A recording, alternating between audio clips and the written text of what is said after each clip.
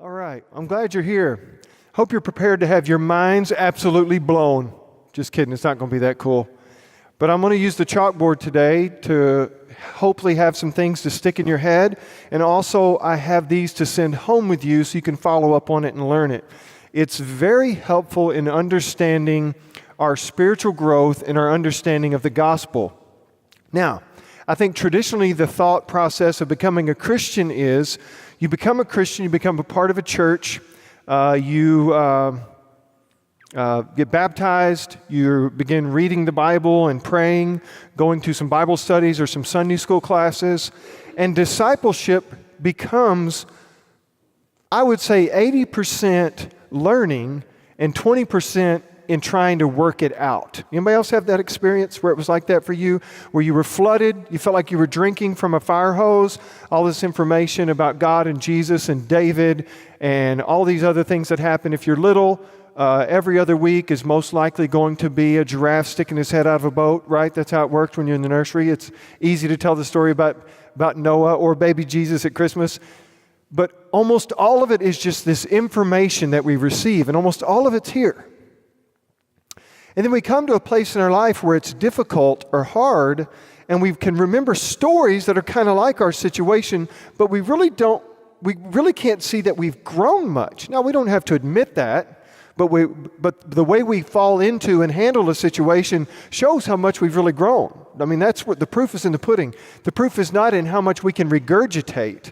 The proof is not in how many letters you have after your name. The proof is in how much does this matter? Does the fruit of the Spirit show up in my life? Love, joy, peace, patience. They're not all there all the time, but those are what I desire more than anything else, and those are what I strive for, not only in my life, but in the lives of those around me. Well, because we have this understanding about everything is just informational, we can also fall into a category and not having a clear description of who we are and a clear description of who God is. We touched on this last week a little bit, and I want to follow it up with this illustration, okay? So, first thing I want to do is read to you from Colossians chapter 1, verse 23. Just listen to this verse. Colossians 1, verse 23.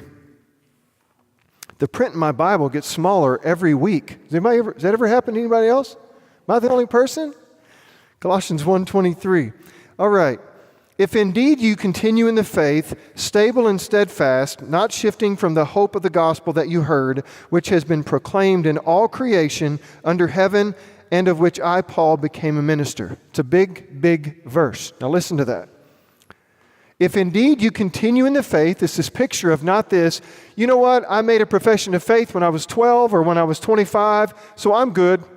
This gives a very clear picture that we have to continue in the faith, okay? If someone told you this idea before that this once saved, always saved, I don't like that language. Do I believe in it? I do, but I don't like that language. That language communicates to someone, once you make a profession of faith, you're good. I don't like that at all. I believe the picture in the Bible is someone walking with God. That's the picture of the picture in the Bible. And at any time in my life, you may not like to hear this, but at any time in my life, I'm choosing me over God, I need to question my salvation. Paul says, work it out with fear and trembling. Never just go, you know what, I'm good. I remember I've got this date. In the front of my Bible, I wrote it down, right? This is the day I was saved, or this is the day I was baptized. So I'm going to go back to that date and look at that date and know, you know what, I'm good. I feel like something's drawing me, but I'm good. I'm okay. I feel like this great conviction's on me. No, I'm going to just push that back. I'm going to just go back to this date. Don't do that. Do not do that. The Bible paints this picture of those who have wandered from the faith. It's this idea of this slow drift. Okay, that just kind of happens over time. We grow a little calloused, we grow a little hardened, we grow a little insensitive, and the next thing you know, we don't even know who we are anymore. I've experienced this myself. I'd like to say on one occasion, but it's been many more than that, where I have allowed myself to just kind of get involved with emotions, and a lot of them being Christian motions. But the next thing I know, I forget my connection, and the whole purpose behind it is for me to be walking with God, hand in hand in a relationship with Him. Well, this picture here is painting is, if indeed you continue in the faith, stable and steadfast, not shifting from the hope of the gospel that you heard. And he's putting everything in based on our hope in the gospel. And do you know how we know if we have hope in the gospel? Not that date, not our baptism, not the day we walked down the aisle and cried. None of those things are the sign of the hope we have in the gospel. It's in the way I live my life, in the way I respond to tragedy and fear and anxiety and trials. That's what points out my hope in the gospel and my level of maturity in the faith. You can be 30 years old and very mature in the faith. You can be 90 and very mature in the faith, just like you can be 30 and very immature and 90 and very immature in the faith. Because perhaps you've learned a lot of information, but you have not focused on hoping in the gospel. And we'll get to that in a moment with this illustration. So, now I want to start off by pointing at the chart after we talk about that. Is the first line says, growing awareness of God's holiness. Okay, I want to make sure that's distinctive because I don't want you to think that God's holiness grows. God is the same yesterday, today, and forever. He is not growing in any form. He's not getting smarter. He's not getting more gooder. Did some English this week. Just thought I'd throw that on y'all. He's not getting better. He's not getting more benevolent. He's not getting stronger. He's not growing in any way. We are just growing aware of that. Does that make sense? Okay? Because if he was growing, he would not be God. If he was becoming better or stronger, he would not be God because he's still attaining something. He's there. He's arrived. So the top line is us in our growing awareness of God's holiness. Now the line here expresses this timeline of us living our lives, and it doesn't matter how old you are, but the point we'll use the word conversion or becoming a believer, making a profession of faith, beginning to follow Christ. That's where this begins. Okay? It's when we first realize in our conversion, us becoming a Christian, that's where those two things collide. It's not, you know what, this Jesus guy is pretty cool. I like him. Okay? Well, you don't know Jesus. He is definitely cool, but he will stick his finger in your face and say, you are killing yourself. He'll be the first one to tell you that. He'll be the first one to grab you and put his hands on your shoulders and say, hey, listen to me. This is serious. Where are you going? What are you thinking? He's the first one to do that. So people just say, you know, I'm down with Jesus. Me and Jesus are just really cool. You're not getting the whole picture. You have a very misconstrued idea of the top portion. When we say that he is holy, it doesn't mean he just does everything right. It means that he is on another level that we cannot attain, ever get to, understand, or explain. Like we're the ones who are always growing and learning. He's there. And he gives us these little Bible stories, these little baby stories in the Bible because we are that weak in our understanding so that he can walk us along. What happened in John chapter 3, right? The most popular verse in human history from the New Testament, John 3:16. For God so loved the world that he gave his only begotten Son, that whosoever believes in him will not perish but have everlasting life, right? If you ever watched an NFL football game, the rainbow wig guy, that's the sign that he is holding. I don't think he does that anymore, but I always loved to see him back in the day. Well, that verse is so popular, but there's so much meat around it that's misunderstood or even not even talked about, is Jesus is talking to this scholar of the Old Testament faith, and they're talking about the things of God and becoming a believer, becoming saved, becoming rescued by God. And Jesus basically tells him, I can't talk to you about this stuff. Not because Jesus is, this private guy, or Jesus is trying to keep his information, hidden, so that, he can sell it later on the stock market. He's saying, even if I told you, you won't understand. That's what Jesus is telling. To this scholar, to a man who knew the Old Testament as well as anyone in the day. And Jesus had to tell him, you won't understand even if I explain it to you. How can I talk to you about the things of the Spirit when you can't even begin to understand? When we talk about holiness, we're talking about that. We're also talking about perfection. Okay? We're going to get to us in just a minute when we talk about imperfection. But here in the definition of perfection, we're talking about not even just doing everything right, but it never crossing your mind there's another option. Now, I don't know about you, but I'm pretty much the opposite of that. Anybody? You're not on camera. You can raise your hands. I'm on camera. This is forever. I have to fight to do the righteous thing. Anybody else that way? I have to strive to do that. My natural inclination is what? Me. Sometimes that me looks good, right? When I serve me, sometimes it looks like I'm serving others. I've used this illustration before.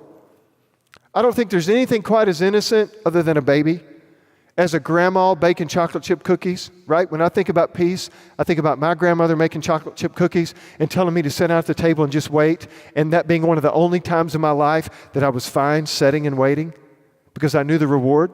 And I also knew whatever was left in the bowl that she didn't put on the baking sheet was getting ready to be slid my way. You know what I'm talking about? Little dough action. I remember the first time somebody told me, there's raw egg in there. Who asked you? There's deliciousness in here. Salmonella, who cares? This is awesome, right?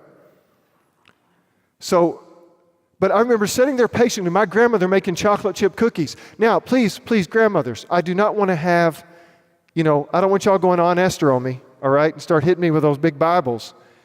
But there are times when the most innocent picture in the world, this grandmother baking cookies, and deep down, she wants someone to tell her she's a great grandmother. She wants someone to tell her these are the best chocolate chip cookies in the whole world. And I did, over and over and over again. I'm not saying my grandmother is selfish. I only make cookies so my kids will thank me. She didn't do that. But I'm saying, even our most pure moments in our life can be tainted with us. Would you agree with that? That never happens to God. He never has to try to do the right thing. He never has to try to think the right thing. He never has to decide. Do you understand that? How powerful and different? That's when we use the term holy. We're talking about separate, different level. Unattainable by us. What happens when you become a Christian? These two lines just begin. I discussed my personal sinfulness, right? I used the word flesh. Flesh referring to my humanity, me, all right? Not this bad part of me. Not the devil made me do it, me, my flesh. The Bible uses that word to describe us in our natural state. Pre-conversion, and then after conversion, it talks about it like it's still there, but it's not in control, okay? We don't have to submit to the flesh anymore. We'll get that in a little bit. So right now at conversion, when we become a Christian, even if we don't even understand how this all works, these are the two things that collide, that open our eyes to the fact that this holy God exists. And if He's holy and this is the way He lives His life, and these are His expectations, and this is the way I live my life, He's on the throne, and yet I have a little throne that I'm sitting on, and I really like my throne, and I need to realize real quick that if I want to be on the throne, but He's the one that's bigger than better than me, I need to step off real quick. And that's what happens at conversion. Man, I can't be on a throne. I can't run this show. I can't save myself. I need this guy. I need to be on His side. I need Him to be on my side. I can't live separate from Him anymore. That's what happens at conversion. It's not just this intellectual decision. Yeah, if there is a God, that makes sense. I'd choose Him. Allah, I don't know. God of the Bible, yeah, I'm going to go with this one. So, okay, what do I need to do? Okay, there's a conversion experience. How do I do that? Well, you go to a class, you learn some theology, and then you agree with it. Okay, I'll do that. That's not what happens at conversion. What happens at conversion is, oh my gosh, I'm separated from God because of who I am and my character traits, because His are high and mine are low. And do you see how close they are together in the beginning? Do you see this? They're practically side by side. In the beginning of our understanding, it's not this, we get the whole picture of God's holiness, we get a glimpse of it, and we have a whole picture of our sinful nature. We get a glimpse of it. And that's why people respond to questions like this. Have you ever told a lie? Well, yeah, I've told a lie. Well, that means you're a liar. Oh my gosh. Have you ever stolen anything or taken something that wasn't yours? Well, yeah, it wasn't a bank robbery or anything, but I did. But have you ever stolen anything? Yes, I did. So what does that make you? It makes me a thief. Right? It's a shocking response. Oh my gosh, it's true. It's true. I've stolen. I'm a thief. I've lied. I'm a liar. Have you ever looked at anyone other than your wife? Now, if you're a teenager, I'm sorry, guys. I'm sorry. You're up a creek. Have I ever looked at someone other than my husband or my wife and had sexual thoughts of them? And if you have, you are an adulterer. To this day, I have not met anybody who has not had those. As innocent as you want to say they were, as much as you want to say, my grandmother left the Sears and Roebuck book out beside those cookies, I couldn't help but spring through the lingerie pages, right? I get it. My grandmother had a stack of those and JCPenney, and I knew them very well, unfortunately. What I'm saying is, when that happens, when I have those feelings towards anyone, Jesus says, if I lust in my heart and I don't even act on it, he says I'm guilty of adultery. So now I'm a lying, thieving adulterer. Just in the beginning stages, before we even break the rest of it down, before I even learn how to respond and even begin to understand what my character truly is, that's where I'm at. A lying, thieving adulterer. 3 questions, strike 3. I'm out. And I know God is different. And I know he doesn't do that stuff, but I still don't understand everything about him. But I know I'm up a creek and I need someone to throw me a life preserver. So I run to him and ask for his help. That's how salvation begins. But then we begin to grow and begin to learn, we begin to understand, right? So I want to draw this to help us understand what happens when we become a Christian. We understand this separation. God is holy and he's big and mighty and wow. And here I am and I'm like, oh my gosh, some things I'm like, I had no idea. I thought I was just a guy, just living my life. And, I compare myself to this guy and, I'm pretty awesome. Compare myself to God and, wow, I'm not awesome at all. So what happens is we hear the gospel story and the picture is not, you need to get up here. If someone ever tells you that your righteousness is key in your salvation, don't listen to a word they say. They are lying to you. The enemy uses that all the time to get us to believe that it's all up to us. And if he can get you to be more self-dependent, you're done. You are absolutely done. It'd be like me telling my kids to give themselves a bath, the little ones. Do you know what happens when I tell them to give themselves a bath? The same products are used. There's water. There's a large amount of soap, right? Whatever's in the bottle, they're going to be faithful to use all of it every time, right? Those will be involved. There will be drips from the upstairs. That's how it goes in our house. I'll know the kids are in the bath because there'll be a drip on the floor because they have decided we need to empty this bad boy just one splash at a time, okay? All the products are there, all the same things that I use, but they just make a mess of it, right? They just destroy the whole situation. That's why someone who understands has to be involved, not only for their actual hair to get washed, but also for their protection, okay? So we run to someone for help. We run to someone for protection. That's what the gospel does, and it tells us of Jesus Christ, the Savior. And that's when this happens. It's not that big, but there's a cross right there. Okay? I want to make sure you can see it. It's not that big, but there's a cross there. So now Jesus is a part of our lives. And we're beginning to understand, yes, I'm sinful. And God is holy, but Jesus saved me. Okay? And we may think that that's enough. But God never stops there with us. God never says, that's all you need to know. That's all you need to know. Just continue living the way you live. Continue thinking the way you think. And it'll be fine because now you have Jesus in your heart, right? I don't do this much. There, right? I have Jesus in my heart. So I'm good, right? That's the beginning. 5 years later, you're still going, you're still here. So now, as we begin to grow and learn in our theology, and it gives a description of God, and we begin to learn about His holiness and His requirements and His expectations in the Old Testament, right? What happens? This line begins to grow, right?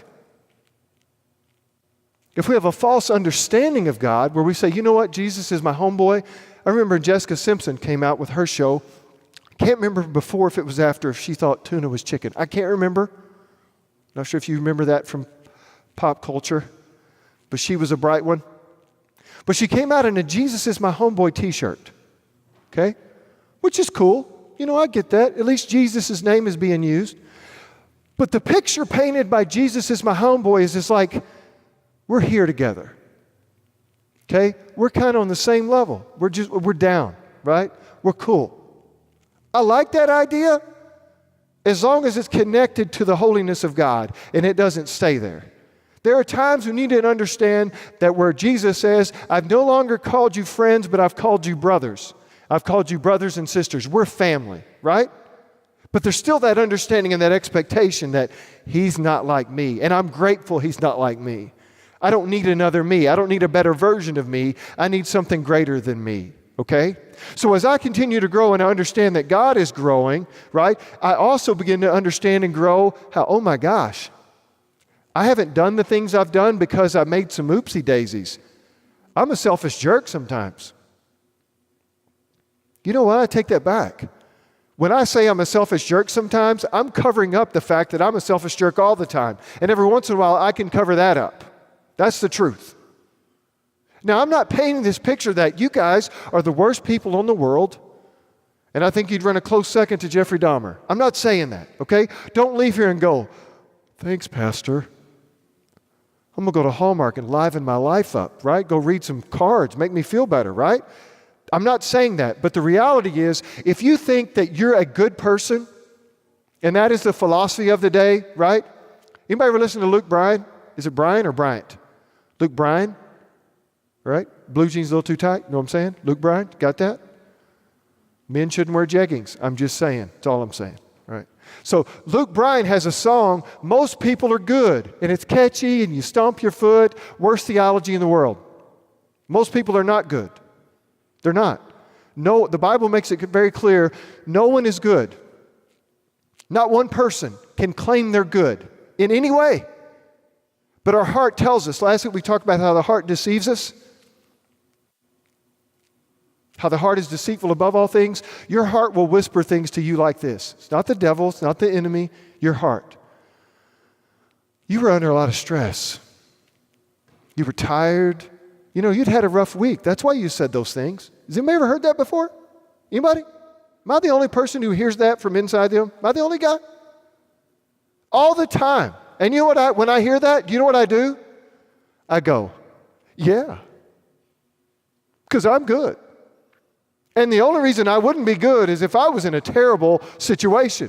Because I'm naturally loving and caring and giving and serving, right? That's how my heart deceives me. And your heart has told you that all the time. That's why when a husband and wife have a disagreement and they're being honest and they have a disagreement and one gets defensive, right? It's not about the actual truth of the information.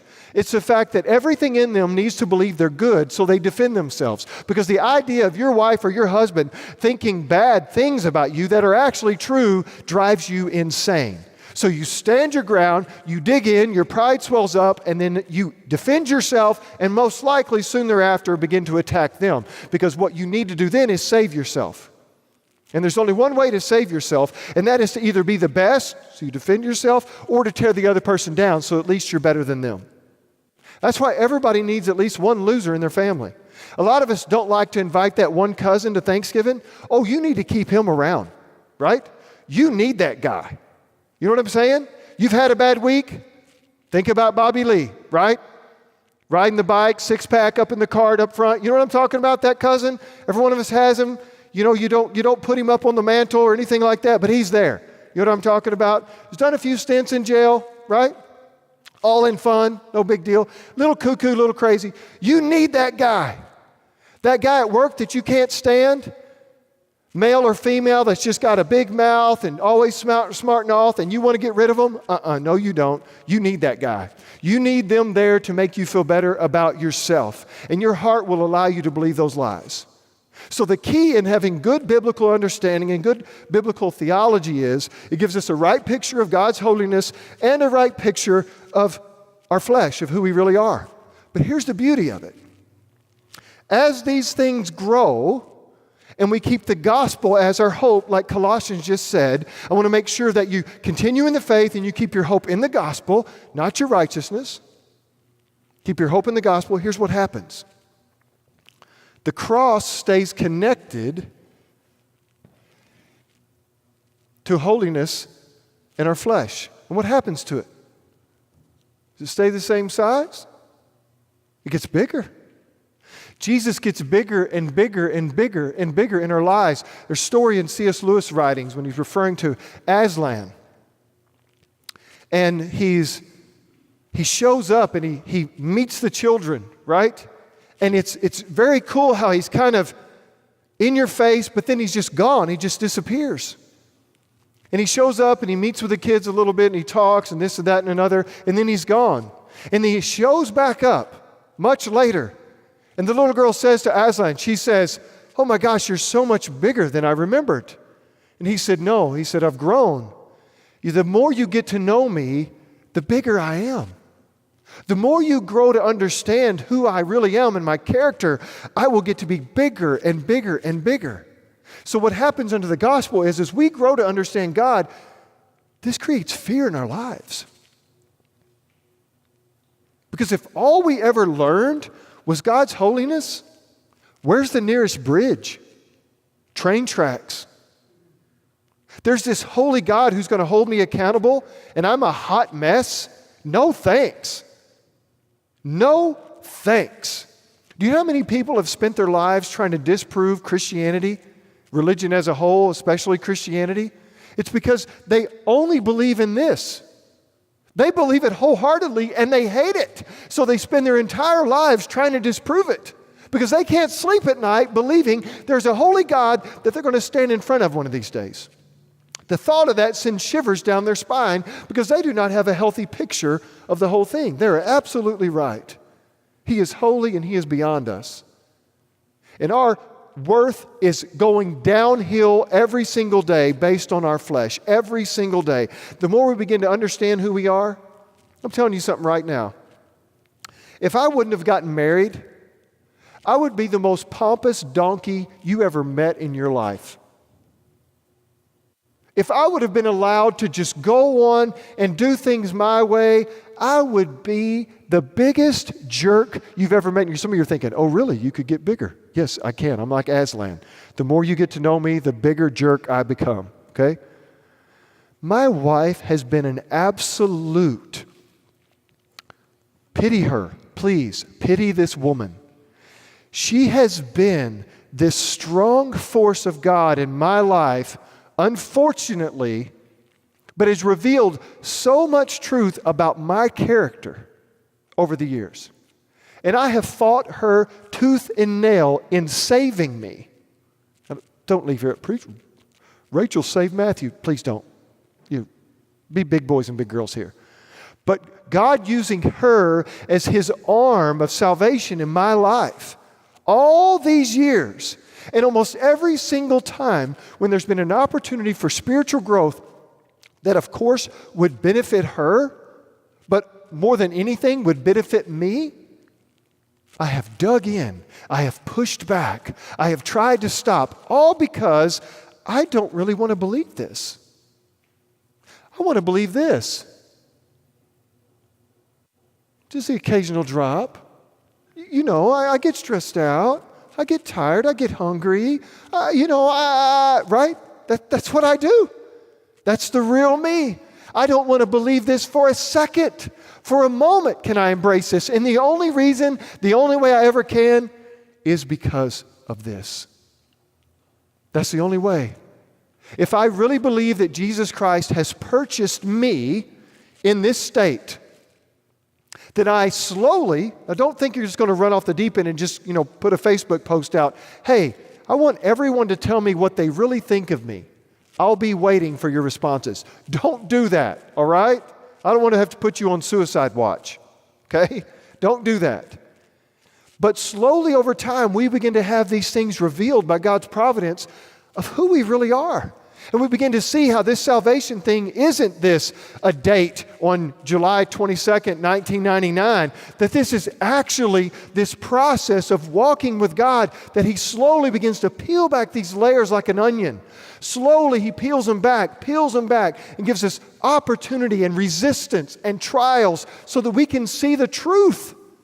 Jesus says the truth will set us free. We really don't like the truth, but we love the freedom. But you have to go through the process of truth before you get there.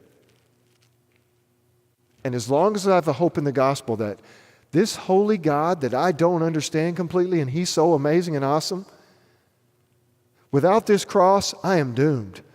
But with this cross, I can rejoice in the fact that as I grow this way and I understand this more, the cross just continues to explode in its growth. It just gets bigger and bigger in my life. It just continues to just get huge. And as it grows in my life, as Romans 1 says, that it is the power of the gospel. It is the power of God unto salvation. Now that doesn't mean at the end of this, you get saved. As long as you do all these things right, you get saved. But for many of us, this is what's going on. For many of us, our cross has stayed the same size for 5 years, 10 years, 30 years. This little tiny cross, that same little cross, that little Jesus in my heart, and we're not experiencing any growth, and the people around us are being still damaged by our immaturity. Because at the end of the day, it's not about you. The fruit of the Spirit is a reward from God for us, but it's not about you anymore. When you get rescued, think about this. You're out on a boat, right? Deep sea fishing, and there's like 35 or 40 people on this big boat, okay? And you're going along, big storm comes in, big wave washes everybody off the boat, okay? And they're doing everything in their power to rescue everybody. And all of a sudden they throw you this ring, they pull you in, they set you on the side, and there's still 29 people in the water. And you know what you're saying? Can I have something to drink over here? Right? Thirsty? Hey, thirsty over here. Where's the water? Anybody got a Coca-Cola? Right? Just think about that. That's ridiculous. My life has been rescued and saved. Go get those people. As a matter of fact, hey, where's the life preserver? I'm going in too, right? Isn't that how that works? So the gospel frees us to where we don't even have to think about this anymore. We're not dwelling on our sinfulness. Oh, maybe some of you are there in your life. Maybe this is what lights up more than anything because you've had some red flags in your past, right? You've made some bad choices and they're not going away. They've happened and they're real and the marks of them are real. And you're like, oh man, so you have two options. Try to deny it and forget it that you cannot do and live a lie, or you embrace it full board and say it's absolutely true. And because of Jesus, I can accept that.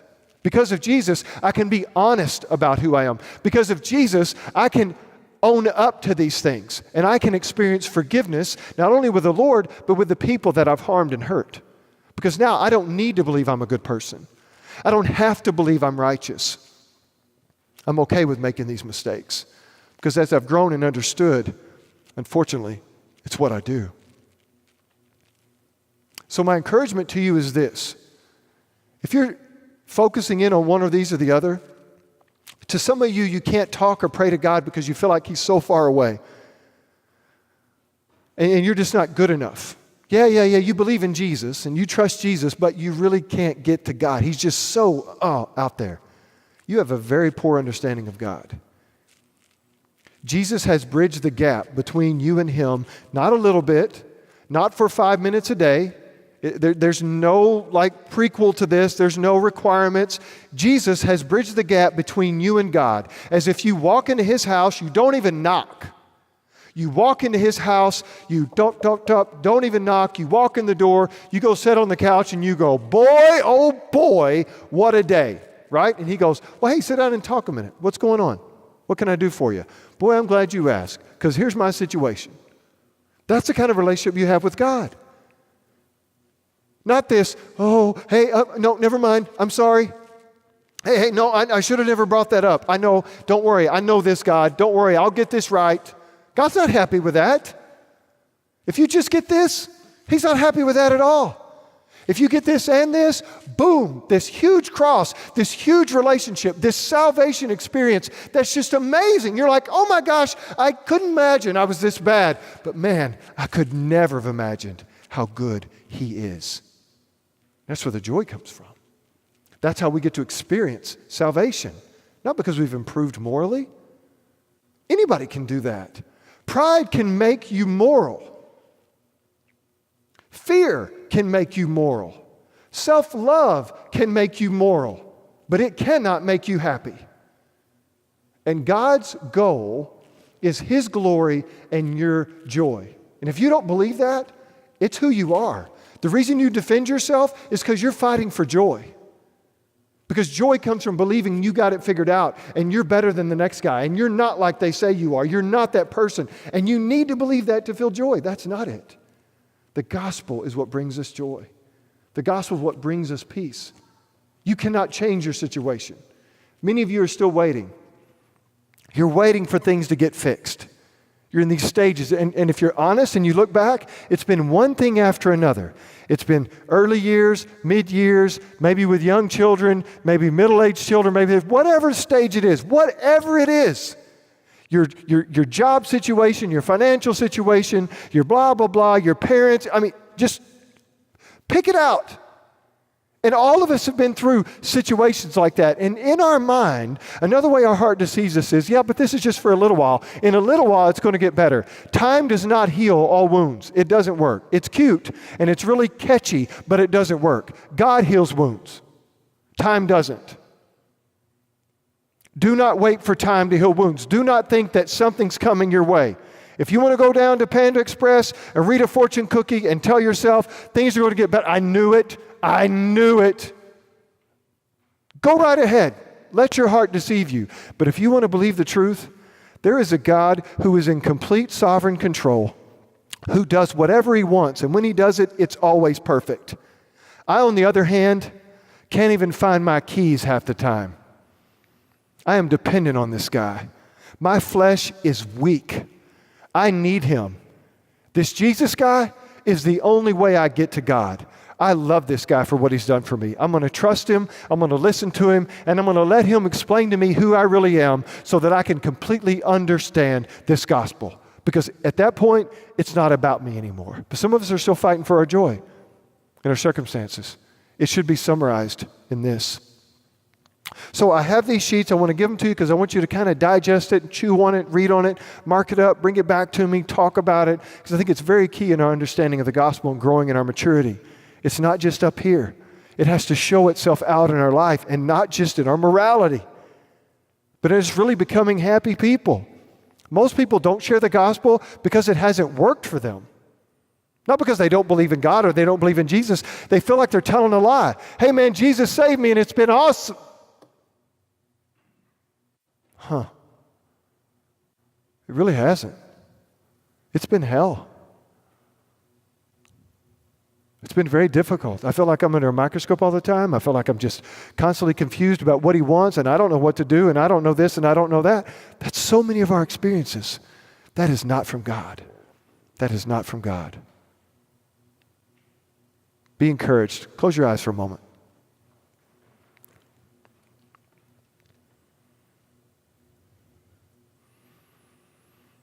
When we are not anchored in the truth of the gospel, our love for Jesus and our experience of His goodness become very, very small.